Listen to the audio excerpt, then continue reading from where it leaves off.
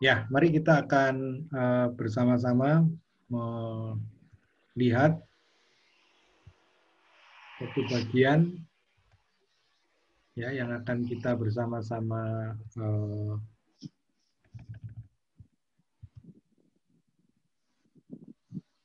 pelajari bersama tentang pembinaan keluarga Kristen. Nah, ini menjadi hal yang sangat penting karena sebenarnya keluarga Kristen itu mendahului gereja Kristen. Ya, maksudnya bagaimana keluarga itu seharusnya memang menjadi pusat atau starting, jadi memulai pembinaan di dalam kehidupan anggota keluarga yang ada di masing-masing keluarga itu. Nah, jadi memang tidak ada keluarga yang betul-betul sempurna, ya, dalam artian memang selalu ada hal-hal yang tidak sesuai dengan apa yang menjadi keinginan Allah itu. Nah, tetapi tidak harus menutup kemungkinan itu bahwa tugas yang diberikan ya secara khusus kepada orang tua itu untuk terus melakukan sebuah pembinaan. Ya, jadi memang keluarga Kristen ini dibentuk, keluarga ini dibentuk ya, yang inisiatifnya adalah memang dari Tuhan. Saat Allah menciptakan Adam, lalu diberikan pasangan yaitu Hawa.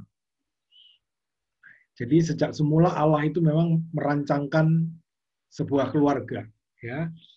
Nanti akan berkorelasi dengan memikirkan tentang suami istri. Nah, rancangan Allah untuk keluarga ini yaitu untuk menjadi mitra, ya, untuk menjadi mitranya, di mana manusia diberikan tanggung jawab, ya, diberikan istilahnya diberikan kuasa, ya, diberikan kuasa untuk mengelola, untuk mengatur ciptaan Tuhan, ya. Jadi kelolalah, ya, peliharalah, dan Adam dan Hawa diminta untuk menjadi mitra Allah untuk mengatur ciptaan Tuhan itu.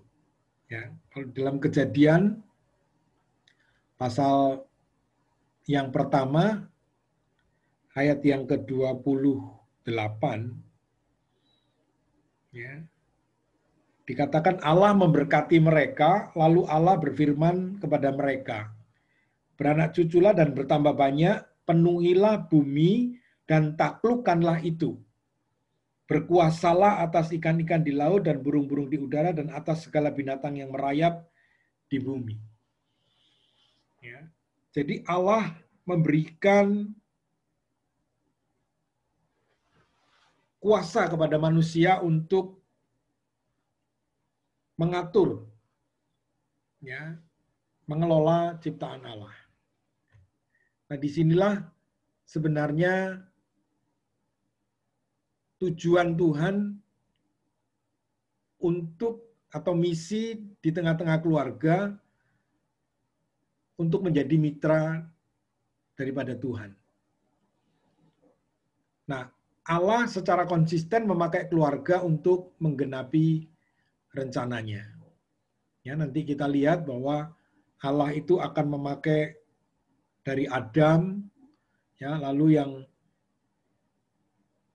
yang kelihatan di mana Allah itu lalu memakai Nuh, ya, dengan perjanjian, Jadi ada perjanjian dengan Adam, ada perjanjian dengan Nuh, ya. Lalu ada perjanjian dengan ya jadi keluarga Nuh, lalu keluarga Abraham, ya, lalu keluarga Yakub, lalu menjadi bangsa, yaitu bangsa Israel, lalu mengerucut lagi masuk di dalam keluarga Daud secara khusus, ya, keluarga Daud diberikan janji, ya, oleh Tuhan, jadi janji yang diberikan kepada Daud yaitu tentang kerajaan yang tidak akan tergoyahkan. Lalu secara spiritual, secara rohani itu adalah kerajaan yang dipimpin, yang rajanya adalah Mesias itu, ya. Jadi Mesias itu adalah anak Daud gitu ya. Jadi seringkali disebutkan dengan istilah Mesias anak Daud. Nah, kita melihat bahwa Allah tetap konsisten memakai keluarga-keluarga itu, ya, yang kecil, yang memang Allah mau melalui keluarga itu mereka menjalankan misi, menjadi mitra dan menggenapi rencana Allah. Nah, jadi mulai dari perjanjian lama, ya, perjalanan dari Nuh, Abraham, lalu kepada Musa, kepada Yakub, kepada Daud, itu hingga Kristus hadir di dunia melalui satu keluarga. Ya. Nah, sejak semula keluarga ada di pikiran dan hati Tuhan. Sehingga jika Allah telah merancang keluarga untuk menjadi mitranya dalam menggenapi rencananya, maka bagian atau tugas kita adalah berjuang mewujudkan kehendak Tuhan melalui keluarga bagi seluruh dunia. Nah, ini yang kita akan pikirkan bersama-sama, ya, nanti pada waktu saya yang menyampaikan materi di sekolah minggu ini, kita akan berdiskusi, kita akan sharing, ya, supaya kita benar-benar kembali kepada maksud Tuhan, kembali kepada kehendak Tuhan, ya, walaupun sangat sulit. Saya sendiri jauh daripada ideal, ya, sangat-sangat jauh. Tetapi Allah terus menghendaki supaya keluarga Kristen ini benar-benar ada pada track yang dikehendaki Tuhan, kembali kepada track yang diinginkan Tuhan, ya, jalur yang sudah ditentukan untuk dijalani, ya, sebagai misi dari keluarga-keluarga dan menjadi mitra daripada Allah. Ya. Nah, ini satu ungkapan yang disampaikan oleh Billy Graham, dan dia mengatakan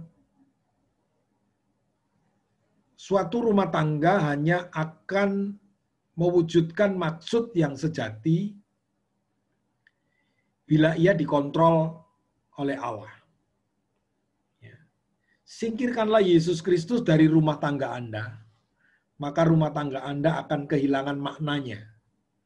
Tetapi tempatkanlah Yesus Kristus dalam hati Anda dan dalam kehidupan keluarga Anda, maka Dia akan mengubah rumah tangga Anda.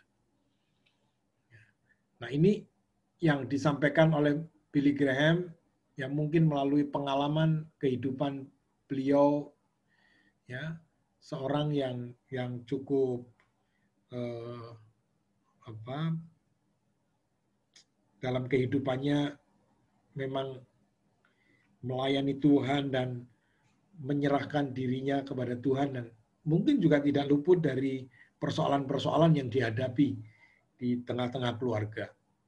Ya, tetapi yang menjadi bagian sentral yang dimaksud oleh Billy Graham di tengah-tengah keluarga itu adalah Yesus Kristus itu yang tetap ditempatkan, ya, di dalam hati dan di dalam kehidupan keluarga.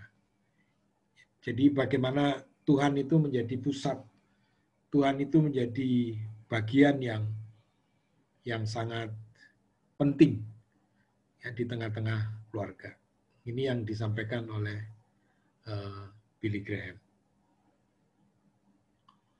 Nah, kemudian kita akan melihat, jadi sekali lagi dalam keluarga tentu berkorelasi dengan kehidupan pernikahan, ya, atau perkawinan. Jadi perkawinan mungkin akan identik dengan keluarga, ya, karena sebuah pernikahan atau sebuah perkawinan itulah dimulainya sebuah keluarga, ya, dimulainya sebuah keluarga.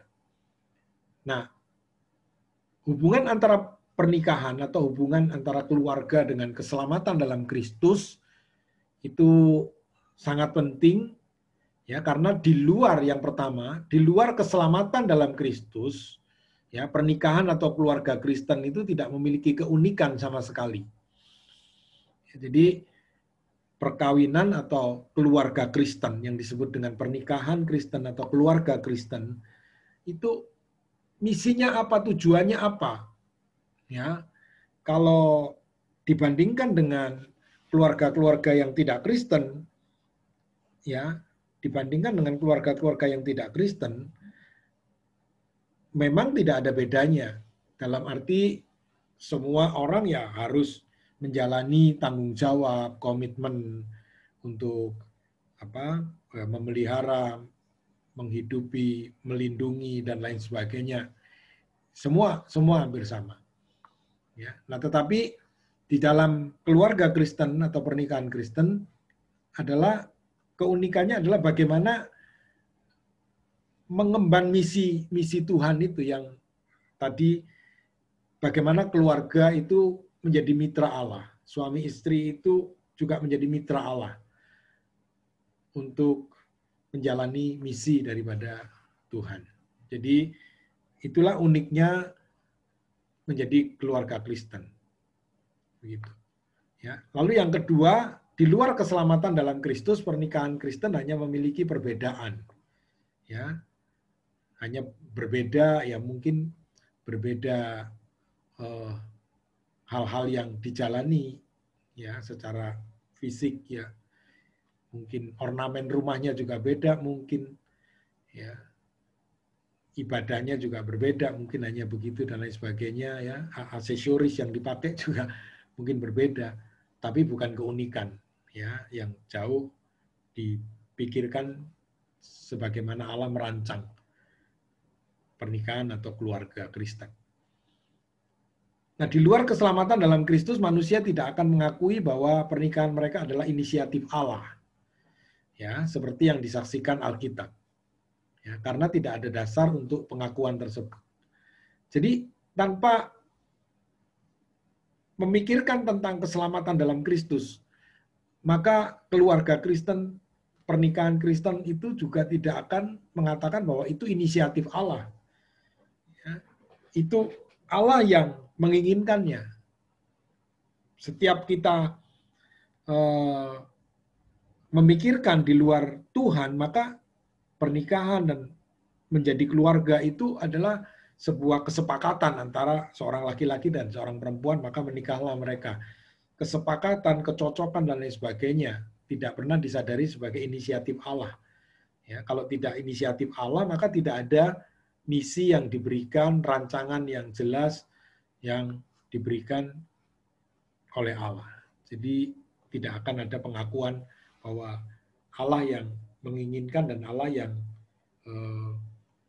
memberikan sebuah misi di dalam kehidupan mereka. Nah, yang keempat, bagi mereka yang ada di luar Kristus, pernikahan seringkali hanya bagian dari proses alamiah. Ya, jadi sebagai proses alamiah. Jadi seringkali orang menikah lalu membentuk satu keluarga itu sebagai satu proses yang alami. Ya, karena sudah umurnya, sudah ada pasangannya, sudah ada yang cocok, ya, dan lain sebagainya.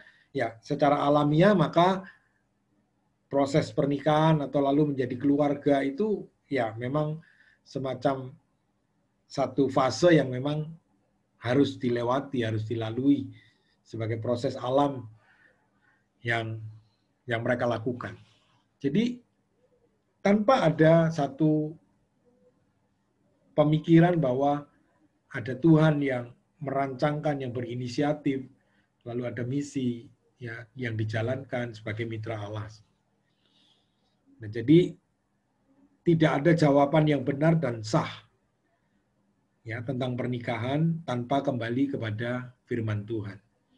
Ya, jadi di dalam kekristenan ini jawaban yang benar dan yang sah tentang pernikahan itu seperti apa, maka harus kembali kepada firman Tuhan karena Allah lah yang memulai, yang berinisiatif membentuk sebuah keluarga ya melalui perkawinan itu. Baik. Jadi memang Allah yang berinisiatif. Jadi keluarga ini merupakan unit dasar atau sendi utama dalam suatu pembangunan dan pembentukan tatanan masyarakat yang ideal. Ya, jadi memang dari awal untuk mengatur segala sesuatu dengan ideal, untuk mengelola segala sesuatu dengan itu adalah misi Tuhan. Ya, seperti yang tadi disampaikan melalui kitab Kejadian, berkuasalah atas ciptaan. Ya. Nah, sekali saja masyarakat membiarkannya, maka tatanan dan sendi kehidupan masyarakat itu sendiri akan menjadi hancur dan runtuh. Nah, jadi sendi yang terkecil, sendi yang dasar, unit dasar, sendi yang utama, itu akan menentukan bagaimana berkembangnya komunitas-komunitas yang lebih besar. Ya, jadi jika keluarga itu dalam kondisi yang ideal, maka masyarakat di sekitarnya itu ya semua ideal, maka ya dari satu lingkungan itu akan ideal begitu ya. Jadi mungkin ada komplek perumahan yang ideal itu harus terdiri dari keluarga-keluarga yang ideal seperti itu ya. Jadi lingkungan itu akan menjadi ideal ya. Jadi mungkin bisa menjadi sangat bersih, menjadi sangat tenang, menjadi sangat damai, menjadi sangat ramah, ya, menjadi sangat sangat indah seperti di surga itu. Ya. Jadi karena sendi yang utama, sendi dasar, unit dasar itu ideal, maka ya selanjutnya ya akan mendatangkan sebuah hal yang ideal. Ya. Nah, jadi jika dari sendi utama unit dasarnya ini kacau, maka semua yang ada di situ juga mengalami miss, ya kacau semua, maka akan ada masalah yang lebih besar. Ya, jadi kalau keluarga yang ada di situ keluarga yang kacau, maka masyarakatnya juga kacau, ya satu kotanya juga kacau, satu negara itu juga kacau dan lain sebagainya seperti itu ya. Jadi gambarannya seperti itu. Tapi kalau ya semuanya ideal, semuanya oke, lalu berkembang masyarakatnya juga akan lingkungannya juga oke dan semua yang kebagian yang lebih besar akan menjadi oke. Ya. Nah, itu tidak bisa terbayangkan seperti apa. Tetapi bagaimana Allah itu ingin memulai dengan kehidupan kekristenan itu bagaimana kembali kepada firman Tuhan.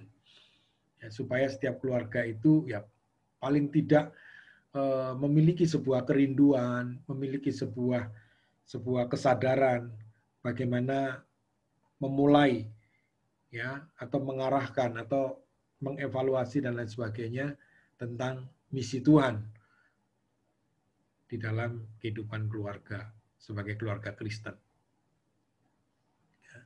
Nah, Allah membentuk dan mentahbiskan keluarga memiliki satu pola dan tujuan yang jelas dan benar adanya. Ya, yaitu untuk mencerminkan citra ilahi dan membentuk suatu koloni kerajaan surga di bumi. Ya, jadi bayangkan itu kalau Eden itu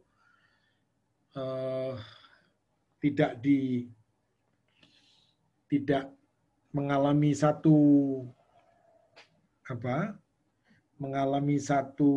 kekacauan karena dosa itu, maka ya keluarga di Eden itu menjadi ideal. Ya, kalau Adam dan Hawa tidak jatuh, ya maka akan memiliki keluarga-keluarga yang yang ideal. Ya, tetapi karena jatuh, maka Adam dan Hawa diusir. Ya, setelah diusir itu jadi dosa itu terus ya merasuk, mempengaruhi, mengganggu, ya, mencobai manusia. Ya, sehingga dari awal keluarga ini sudah mengalami kekacauan karena Kain yang panas hati, yang iri hati kepada adiknya, dan dia membunuh adiknya. Jadi keluarga di Eden yang sudah diusir itu pun sudah menjadi keluarga yang kurang ideal, dalam artian karena dosa itu sudah merasuki, dan sampai sekarang pun ya bertambah sulit ya, karena ya dosa yang seperti itu ya, seperti corona itu ya, dosa itu mengalami mutasi, jadi bentuknya itu sudah nggak bisa terlihat dengan jelas ya, bentuknya bisa, kata Alkitab ya, orang iblis itu bisa menyerupai malaikat terang gitu ya, bermutasi menjadi malaikat terang. Jadi kemasannya yang mungkin akan terlihat oke, terlihat baik, ya, yang dijalani juga terlihat baik, ya, tetapi itu sudah bentuk daripada tipuan-tipuan daripada dosa. Nah, itu yang menjadi perjuangan, yang menjadi pergumulan bagi keluarga-keluarga Kristen ya di zaman-zaman sekarang ini terlebih lagi. Nah, jadi di dalam lingkungan keluarga lah prinsip-prinsip ilahi dari suatu hubungan ya yang baik, dengan hubungan baik dengan Allah maupun antar anggota keluarga, bahkan dengan sesama manusia.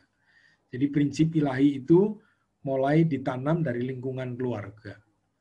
Ya, jadi kalau keluarga itu memang terbiasa saling menghormati, maka dengan sesamanya sudah terbiasa saling menghormati. Ya, jadi kalau di tengah keluarga itu kebiasaan itu berbeda, maka yang muncul juga berbeda dengan keluarga yang lain dengan kebiasaan itu. Nah, jadi telah diletakkan dan diterapkan di mana hal tersebut sebagai pondasi kehidupan. Jadi prinsip-prinsip ilahi ini sebenarnya sudah diletakkan ya, dan harusnya diterapkan. Di mana prinsip-prinsip itu harus menjadi pondasi kehidupan. Ya, baik bagi generasi keluarga kita yang selanjutnya, dan begitu juga bagi tatanan kehidupan masyarakat yang terjaga dan terpelihara secara kontinu. Jadi kita bisa membayangkan sebenarnya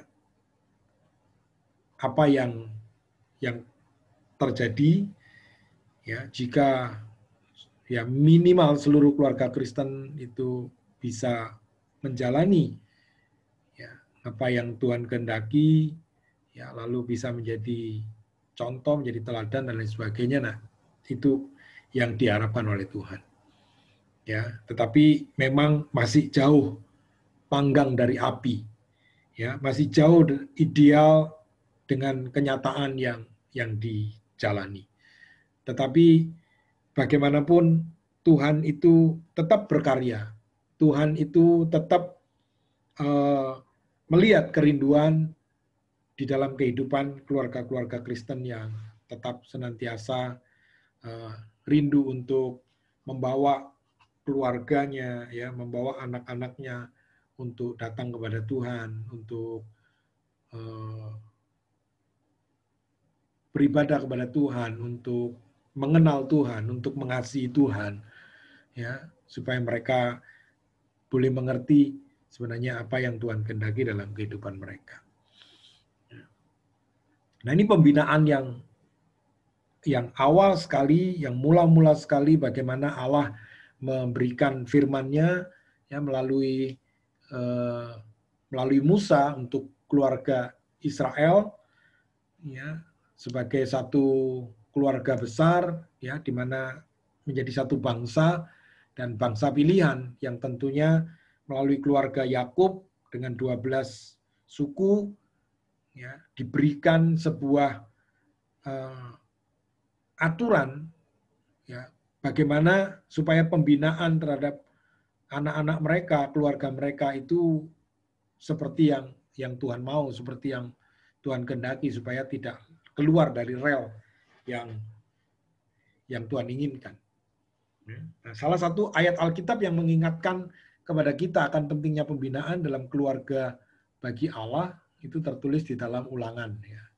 Kalau kita membaca itu, ya, Ulangan pasal 6 itu ya ayat 1 sampai ayat yang ke-9, ya kita sudah melewati pasal-pasal ini di dalam eksposisi kitab Taurat, ya kita yang lalu berapa tahun yang lalu dari kitab Kejadian sampai kitab Ulangan. Ya. Nah, maka pembelajaran kepada keluarga-keluarga yang ada di Israel, ya, dan sekarang juga pembelajaran menjadi pembelajaran bagi keluarga-keluarga Kristen. Ya. Nah, dikatakan di dalam ayat-ayat ini supaya seumur hidupmu engkau dan anak cucumu takut akan Tuhan. Ya. Takut akan Tuhan Allahmu dan berpegang pada segala ketetapan dan perintahnya yang kusampaikan kepadamu dan supaya lanjut umurmu. Ya. Dengarkanlah hai orang Israel, Tuhan itu Allah kita, Tuhan itu Esa. Kasihilah Tuhan Allahmu dengan segenap hatimu dan dengan segenap jiwamu dan dengan segenap kekuatanmu. Apa yang kuperintahkan kepadamu pada hari ini haruslah engkau perhatikan. Ya. Haruslah engkau mengajarkannya berulang-ulang kepada anak-anakmu dan membicarakannya apabila engkau duduk di rumahmu, apabila engkau sedang dalam perjalanan, apabila engkau berbaring, dan apabila engkau bangun. Haruslah juga engkau mengikatkannya sebagai tanda pada tanganmu, dan haruslah itu menjadi lambang di dahimu, dan haruslah engkau menuliskannya pada tiang pintu rumahmu dan pada pintu gerbang. Nah, pola yang diberikan melalui Musa untuk bangsa Israel itu demikian konsisten, demikian apa ya istilahnya Spartan, terus begitu ya, tidak boleh berhenti. Ya, maka pengenalan kepada Allah dan mengasihi Allah itu harus terus terwujud di dalam setiap lingkup kehidupan.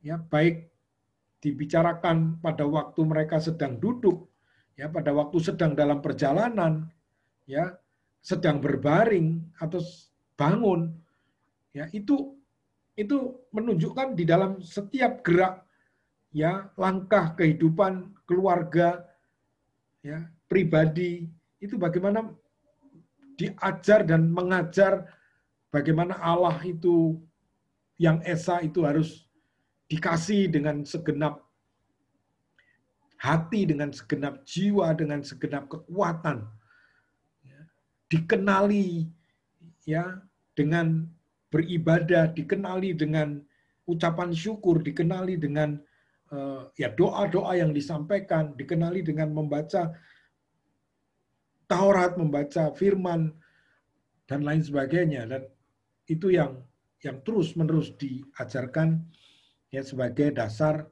pembinaan yang tidak boleh dilupakan dan dilepaskan dalam kehidupan keluarga-keluarga yang ada di Israel. Nah, lalu harus mengikatkannya sebagai tanda. Ya, nanti anak-anak yang sudah mulai membaca Taurat itu diberikan tali, ya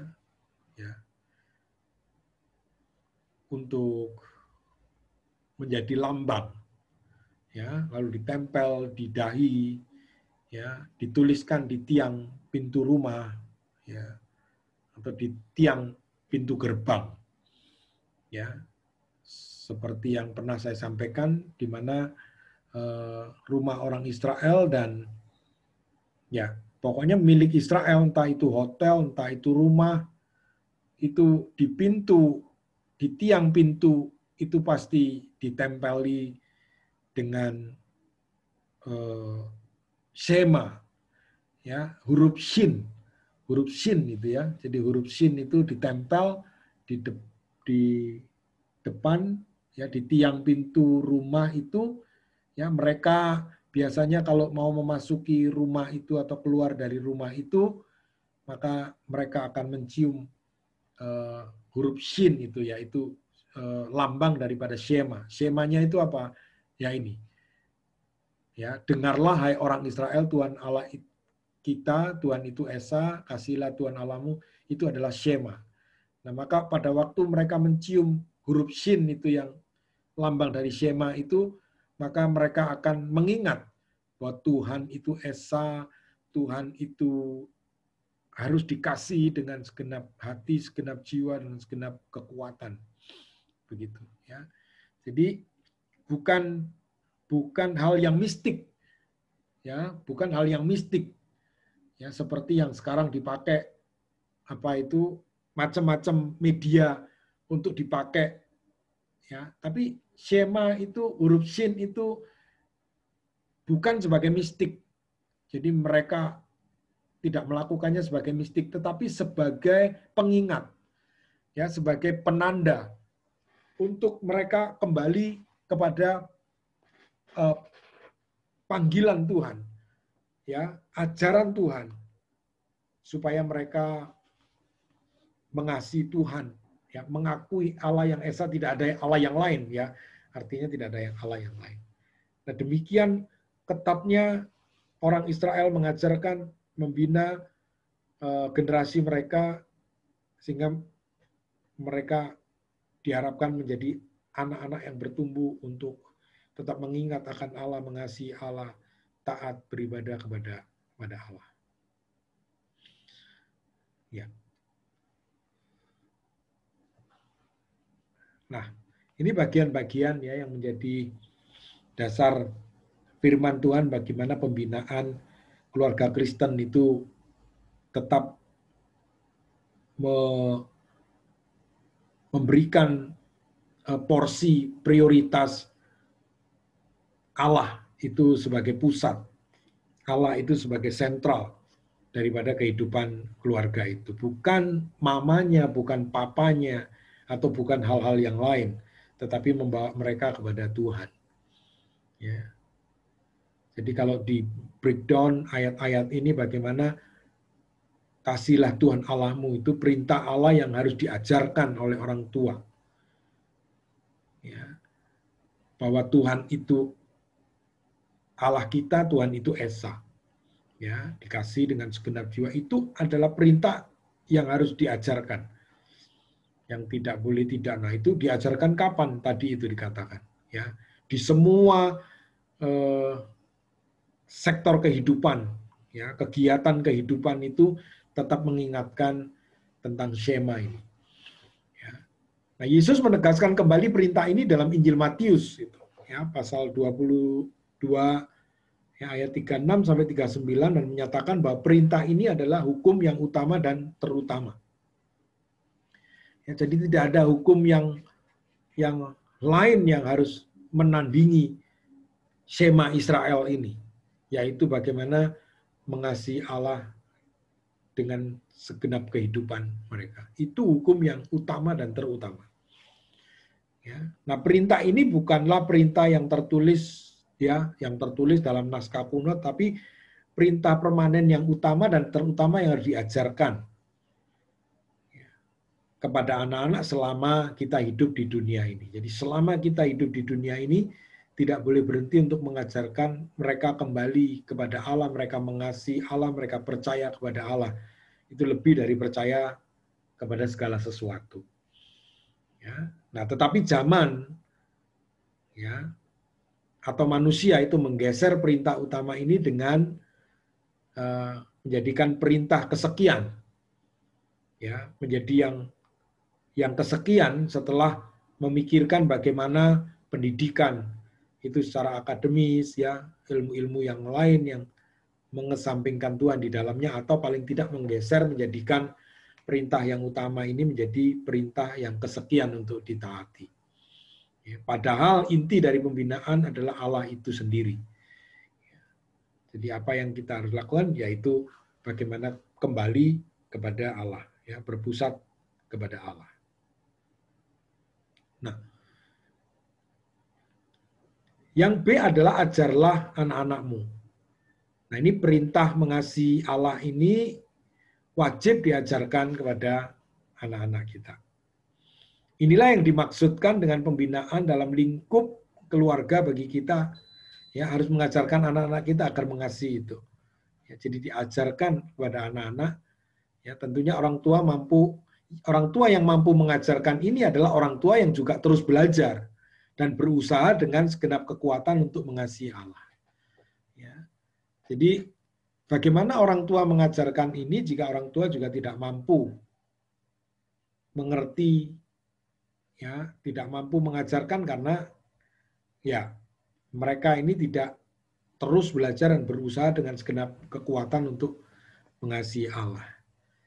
Ya, untuk mengasihi Allah. Jadi pentingnya sebuah proses yang terus-menerus dalam pembelajaran, ya, tidak ada yang terlambat.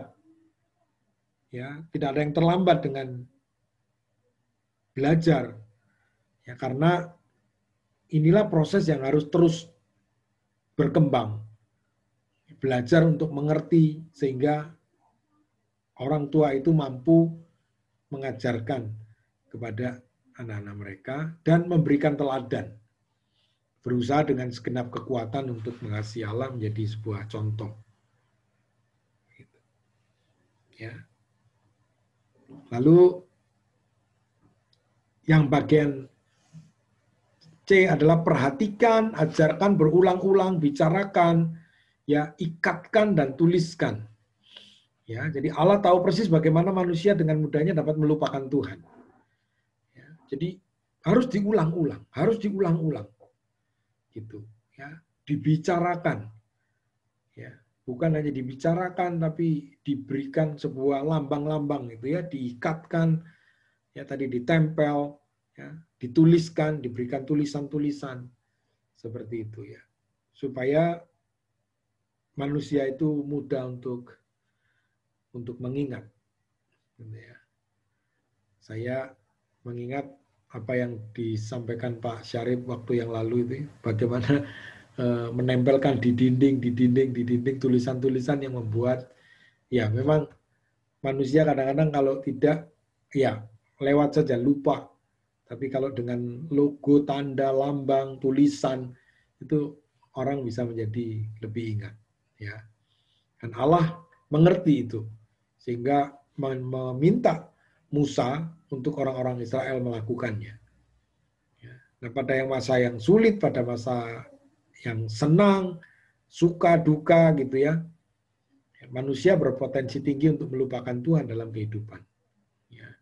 Bukan hanya pada waktu senang orang melupakan Tuhan, tapi kadang-kadang pada waktu sulit, pada waktu menghadapi tekanan, kadang-kadang orang juga bisa saja melupakan Tuhan. Jadi dalam situasi apapun manusia ini berpotensi untuk melupakan Tuhan. Nah, sehingga Allah menyatakan perintah yang harus diperhatikan, diajarkan berulang-ulang, ya, lalu membicarakannya, mengikatkannya sebagai tanda, ya, menuliskan perintah itu di pintu gerbang, di pintu rumah. Ya. Nah, jadi prioritas keluarga atau orang tua bukan lagi menjalankan perintah ini, tapi kadang-kadang lebih berpusat kepada pemenuhan kebutuhan jasmani. Ya. Jadi mari kita perhatikan apa yang harus kita lakukan, prioritasnya, supaya tidak memprioritaskan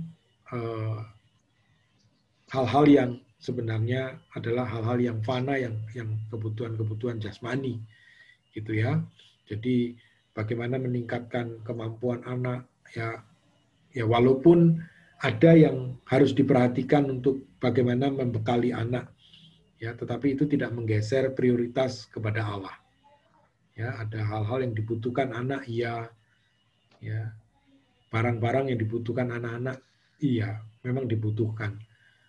Ya, tetapi tidak boleh itu menggeser daripada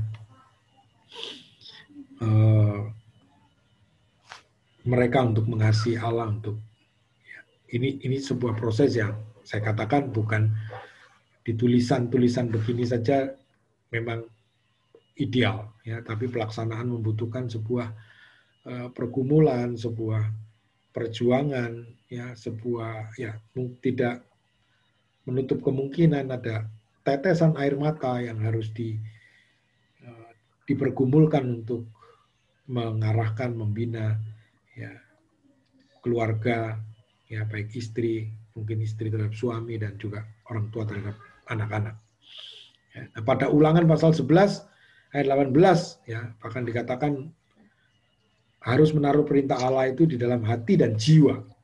Ya, bukan hanya ditaruh, diikat di dahi, ditaruh di tefilin itu ya, diikat di tangan seperti yang digambar ini. Ya, tetapi harus di dalam hati dan di dalam jiwa. Ya.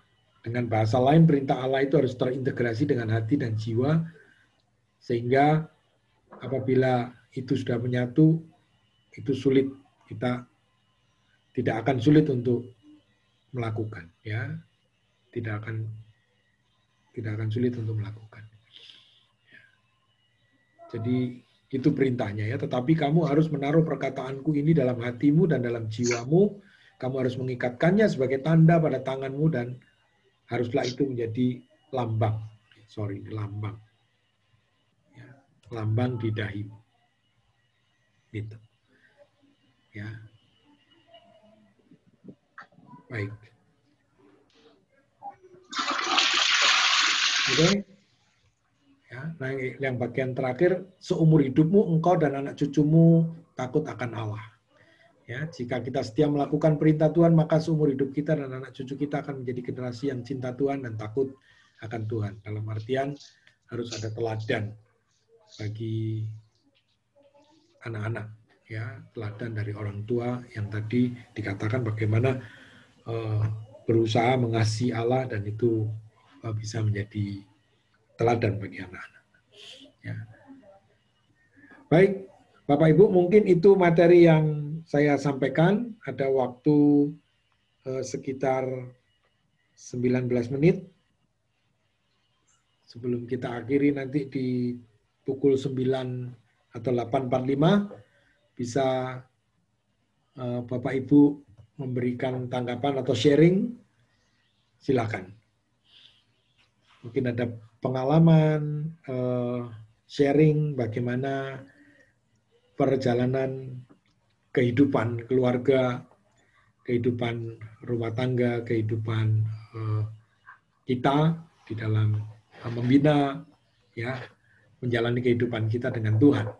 Ada pergumulan, ada kesulitan, iya, ya, untuk menuju sebuah keluarga yang dirancang Tuhan yang ideal di dalam Tuhan.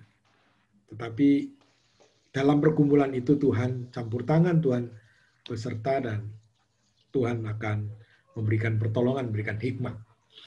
Begitu. Baik, saya persilakan. Pagi, Bu Maria. Pagi, Pak. Di Tuhan. Luar biasa. Pagi. Mari. Bu Rida, Bu Tin.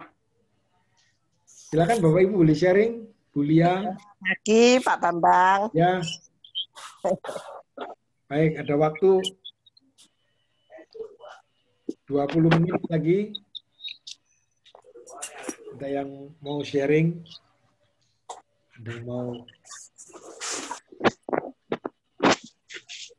menyampaikan sesuatu, silakan.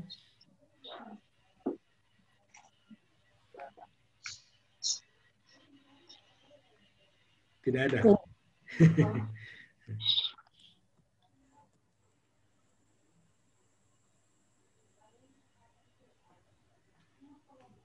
Pagi, Pak. Saya puji Tuhan ya Pak ya. Ya. Kemarin yang ada masalah sama anak saya. Ya. Ya puji Tuhan, Tuhan pulihkan kembali. Tuhan sudah sudah sadarkan. Iya. Ya. Kesia ya. Iya. Iya. Oke. Ya kemarin saya bersyukur waktu diundang Natal itu omnya dia mau datang Pak. Biasanya nggak mau, ada aja alasannya. Iya, iya. Iya. Iya, datang ya. Kemarin saya seneng bisa datang semua anak-anak datang bisa ikut semua waktu itu. Ya. Iya. Ya itu saya juga terima kasih sama semua Pak Bambang dan Pak Tim juga semua jemaat sudah mendoakan. Ya. Ya. Terima kasih. Ya. Baik, Bu. Mari Bapak Ibu ada yang mau sharing tentang bisa disampaikan? Ya. Oke. Kalau tidak ada, kita akan tutup kelas kita untuk persiapan mengikuti ibadah.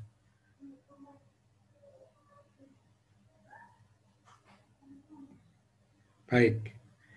Pak, saya mau sharing sebentar bisa? Oh, ya, boleh. Silakan Bu Maria, masih ada waktu ya.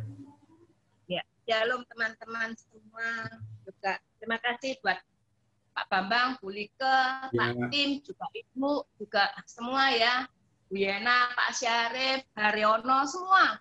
Itu sangat mendukung saya, mendoakan saya, memberikan kekuatan dan support saya semua itu karena kemurahan Tuhan juga ya. Jadi saya bersyukur dan terharu sih. Jadi gereja mula-mula di mana saya ditanam dan bertumbuh itu, saya seperti kayaknya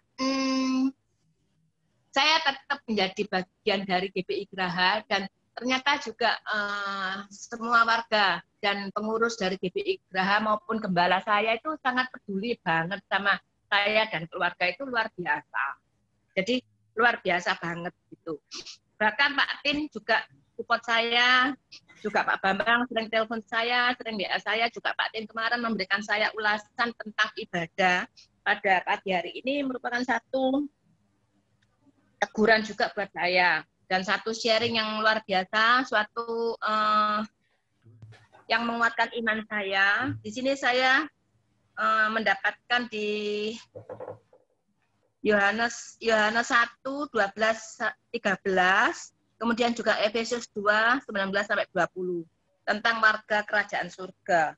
Nah, di situ juga di Yohanes dikatakan tentang kita itu setiap orang kalau berkenan di hadapan Tuhan itu mendapatkan kuasa. Jadi di situ dikatakan semua orang diberikan kuasa menjadi anak-anak Allah, yaitu mereka yang percaya dalam nama Yesus Kristus. Di situ saya mengalami sendiri. Pada saat saya sakit COVID, bayangkan saya kalau kita pergi tur aja geledek bagasi, geledek sendiri itu aja nggak enak. Bayangkan pada saat saya ke rumah sakit, saya harus berangkat sendiri, check-in sendiri, sampai tiba di kamar isolasi sendiri, semua tidak ada siapa-siapa. Saya nangis waktu itu. Saya nangisnya, aduh, COVID ini kok luar biasa ya. Sehingga orang pun yang kita kasihi, orang yang mengasihi kita selama ini tidak bisa bersama kita loh. Kita tidak ada siapa-siapa, hanya kita sendiri. Pada saat saya nangis, kuasa Roh Kudus itu berbicara. Nggak usah takut, nggak usah khawatir, Roh penghibur itu mengatakan buat saya, Roh Kudus beritahu. Ada Tuhan yang selalu menyertai. Siapapun tidak ada, tapi satu pribadi yang selalu menyertai saya. Setiap saat 24 jam selalu menyertai saya dan kuasanya selalu ya dan amin. Saya ucap syukur. Saya terima kasih Tuhan, Tuhan masih mau menyertai saya. Saya boleh tidak bersama dengan satu orang pun yang mengasihi saya. tapi satu pribadi yang sangat mengasihi saya, Tuhan Yesus selalu beserta saya. Itu luar biasa. Amin. Saya hanya doa, Tuhan semua boleh tidak bersama saya. Tapi saya minta tolong Tuhan, jangan tinggalkan saya. Sertai saya Tuhan. Terus gendong saya Tuhan, supaya saya bisa melewati semua ini. Juga pelihara keluarga kami yang kami tinggalkan di rumah masing-masing untuk isolasi mandiri, juga Tuhan sertai semua. Itu hanya doa saya dan ucap syukur, memuji Tuhan dan menyembah Tuhan, itu aja. Kemudian pada saat tidak ada satu orang pun yang boleh datang untuk berkunjung. Beda ya pada saat mama sakit, Pak Bambang, Pak Tin, riwa-riwi ke rumah sakit doa. Tapi kalau untuk orang COVID tidak ada satupun pendoa yang boleh masuk di dalam ruang isolasi. Nah, itu di situ Tuhan berbicara sama dengan yang kemarin saya terima dari Pak Tim ini. Saya bacanya sama yang saya terima tentang kuasa Tuhan, kuasa anak-anak Allah di 1 Yohanes 1, 12-3. Jadi setiap orang itu diberi kuasa. Sebagai anak Allah itu diberi kuasa. Kita itu sebagai anak Allah diberi kuasa. Jadi pada saat kita sendiri, kita pun diberi kuasa untuk mendatangkan kuasa mujizat kesembuhan, untuk kuasa mengusir setan pun, mengusir iblis pun, mengusir roh-roh yang bukan roh Tuhan, itu kita semua diberi kuasa. Jadi kita pada saat itu kita mungkin kita tidak bisa minta hamba Tuhan untuk tumpang tangan kita, doa untuk kita, tapi Tuhan itu luar biasa, kita diberi kuasa asal kita percaya. Pada saat itu saya imani, saya pegang janji Tuhan, saya berdoa, saya minta kuasa kesembuhan, kuasa mujizat, dan yang satu, pada saat saya merasa ada yang mengganggu, pada malam pertama sampai malam ketiga, di dalam ruangan itu saya sangat diganggu. Saya diganggu itu luar biasa sih, pinggang saya dicubit, sakit banget. Nah, pada saat itu saya berdoa dan saya bahasa roh. Kemudian saya baca firman, saya doa, menyembah, memuji Tuhan. Terus saya telepon menantu saya, Wilson, saya besok dikirimin Alkitab. Saya minta Alkitab dan semua buku-buku saya yang ada di meja saya, itu kirimkan ke saya. Nah, sama Wilson dikirimkan. Saya itu sampai, ya, ini satu pengajaran yang saya merasa keliru banget. Alkitab itu tidur saya gendong gini. Ternyata enggak loh. Alkitab itu hanya sebagai satu cerita, satu perkataan, satu rahasia Allah yang diberitakan melalui kita. Tapi yang penting jaga hati. Itu yang penting hati. Jadi kita harus jaga hati. Jadi pada saat kita lengah, walaupun kita ngerangkul Alkitab, itu kuasa di luar kuasa Tuhan itu masih bisa menyerang kita. Pada saat itu saya sudah tidur meluk Alkitab. Itu saya itu bukan belum tidur sih, setengah tidur ya, mau akan tidur habis baca firman. Itu masih diganggu. Jadi guling saya pegang, saya peluk itu tarik-tarian, luar biasa ya. Tarik-tarian, tangan saya ditarik, guling saya ditarik. Tapi Tuhan itu luar biasa, kasih hikmat. Saya langsung dengan kekuatan Roh Kudus saya langsung duduk. Jadi waktu itu ditarik-tarik itu saya kuat-kuatan itu malah salah. Tuhan kasih hikmat. Duduk, nyembah Tuhan, doa. Jadi saya duduk, nyembah Tuhan, muji Tuhan terus. Akhirnya saya sudah damai sejahtera. Saat itu saya bilang gini, biasanya itu saya aneh. Yang aneh itu saya tidak pernah berani tidur sendiri. Paling takut saya tidur sendiri. Tapi kemarin itu saya harus tidur di ruang isolasi. Dengan seperti itu saya merasa harusnya saya ini bukan pribadi yang ada kekuatan, kalau bukan dari Tuhan nggak mungkin saya kuat. Istilahnya bisa stres dan bisa senting dengan kejadian seperti itu. Bisa gila. Karena tidak sesuai. Jadi peperangan roh itu luar biasa. Kemudian saya bisa ngomong-ngomong sendiri. Saya ingat pada waktu Tuhan Yesus dicobai. Saya bisa ngomong gini. Penguasa-penguasa di roh-roh di luar kuasa Roh Kudus. Di luar kuasa Tuhan. Lihat saya, pandang saya. Saya ini baik Tuhan loh. Saya ini ada Roh Kudus loh yang di dalam saya. Nggak apa-apa, lihatkan aku. Tapi di dalamku ada sinar kemuliaan Tuhan. Wes, ojo ganggu aku, tinggalan aku. Percuma, kamu pasti kalah kok. Karena roh yang ada di aku, ini roh yang luar biasa. Roh yang menciptakan seisi bumi ini, tidak ada yang bisa mengalahkan. Karena kuasanya itu dahsyat, men. Gitu. Nah, habis itu saya nggak pernah diganggu sama sekali. Hari ke-4 sampai ke-7. pada saat itu sudah tidak ada gangguan seperti itu. Hari ke-4 ke-7 luar biasa. Saya nggak pernah tidur sampai di rumah sakit. Masa rumah sakit itu loh ada speaker. Kita mau tidur, speaker itu di dalam kamar loh. Saya bilang gini, diberitakan tentang ICU, ada blue out. Blue out itu ternyata ada yang sudah jantungnya sudah berhenti, itu berarti sudah mati ya.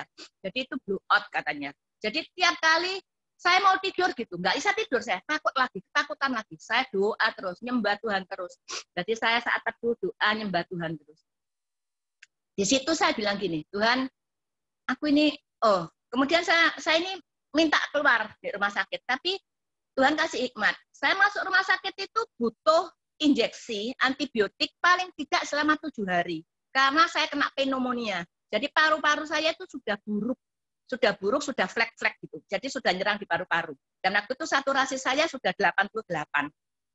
Kalau saya hari ke-4 saya pulang, saya percuma masuk rumah sakit itu. Karena belum sembuh total. Jadi penyembuhan pneumonia itu nggak bisa hanya antibiotik, katanya dokter gitu. Saya konsultasi gitu, harus dengan antibiotik minim 7 hari. Penuh 24 jam 7 hari itu harus suntik antibiotik terus. Nah, kalau hari ke-4 saya gagal, saya harus pulang. Saya nggak bisa bayangkan bakal apa yang akan terjadi. Saya harus bertahan sampai hari ke-8, karena ke-7 itu 24 jam sampai jam 12 malam. Saya hanya doa, Tuhan, kalau hari ke-1 sampai ke-3, Tuhan sudah lewatkan saya, Tuhan kasih kuasa saya untuk mengusir setan, mengusir iblis. Sekarang jauh lebih mudah, Tuhan kasih kuasa saya untuk membuat saya bisa menjadi sosok yang bisa menjaga hati, percaya, tidak khawatir, ada sukacita dan damai sejahtera. Dan satu, Tuhan kasih hikmat saya, segala sesuatu itu di tangan Tuhan. Rancanganku indah pada waktunya. Rancanganku bukan rancanganmu, tapi rancanganku, Tuhan bilang, mendatangkan kebaikan dan damai sejahtera. Itu yang aku pegang. Babano sekarang ICU, bengok-bengok ngomong apa, saya nggak bisa tidur, tapi saya nggak takut. Saya hanya kunci saya baca firman, terus terang, saya baca firman, saya doa, muji Tuhan, nyembah Tuhan. Dan saya tidurnya itu, kalau di rumah sakit, saya hitung selama 7 hari, 24 jam itu saya tidur nggak ada lebih dari 1 hari 3 jam. Tapi puji Tuhan, saya makannya banyak, nutrisi saya banyak, saya nggak sampai drop. Cuma tensi saya agak tinggi gitu aja. Pada saat hari ke-8, dokter saya bilang, Dok, saya sudah melewati hari ke-7. Dokter kalau mau nambah saya 3 hari lagi, maaf, saya merasa saya sudah sehat, saya isolasi mandiri aja.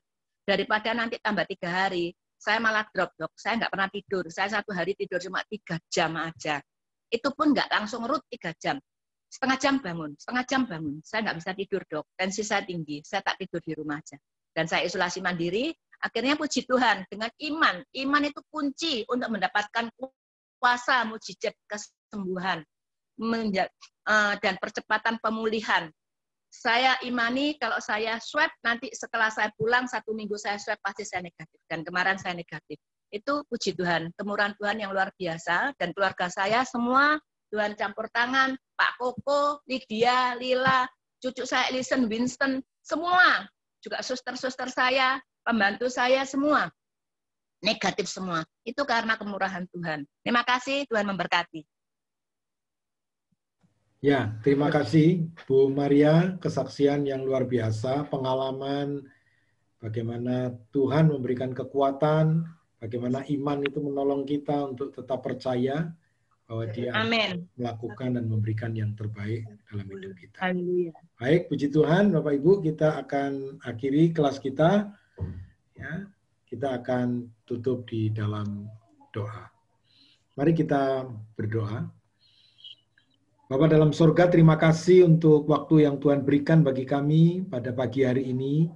Sebelum kami memulai dan mengikuti ibadah kami boleh diberikan kesempatan bersama-sama untuk merenungkan, untuk belajar bersama-sama di dalam kelas sekolah minggu ini.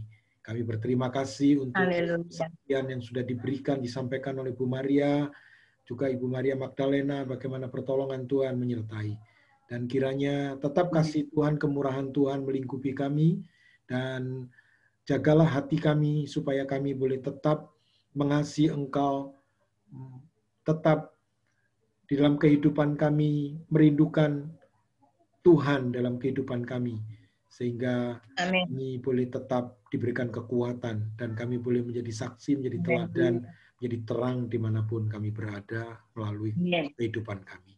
Kami mengucap syukur, tolonglah kami para orang tua, dan setiap keluarga demi keluarga, anak-anak kami, semua kami serahkan dalam tangan kasih-Mu. Biarlah Engkau memberikan kemampuan, memberikan hikmat kepada kami setiap orang tua, supaya tetap diberikan kekuatan untuk menjalani tanggung jawab kami, bagaimana kami berada di tengah-tengah keluarga yang Tuhan sudah tetapkan, dan kami boleh tetap menjadi berkat, menjadi terang-Mu. Kami mengucap syukur, kami menyerahkan juga ibadah kami yang sebentar kami akan laksanakan, anak-anak-Mu yang bertugas, tim multimedia, Pak tim yang akan menyampaikan firman, pemimpin pujian, singers, dan semua yang terlibat di dalam proses ibadah dan juga mempersiapkan penayangan secara online melalui YouTube. Kiranya juga Tuhan memberkati semua peralatan yang dipakai dan anak-anak yang bertugas, kiranya Tuhan memberikan pertolongan kekuatan. Kami bersyukur, kami serahkan semua kehidupan kami ke dalam tangan kasih-Mu. Di dalam nama Tuhan kami Yesus Kristus, kami berdoa. Haleluya. Amin. Puji Tuhan, selamat pagi Bapak Ibu. Oke, semua. Selamat pagi. Terima kasih. Kasih Pak. Pagi Pak. Semuanya. Iya. Tuhan berkati. Terima kasih.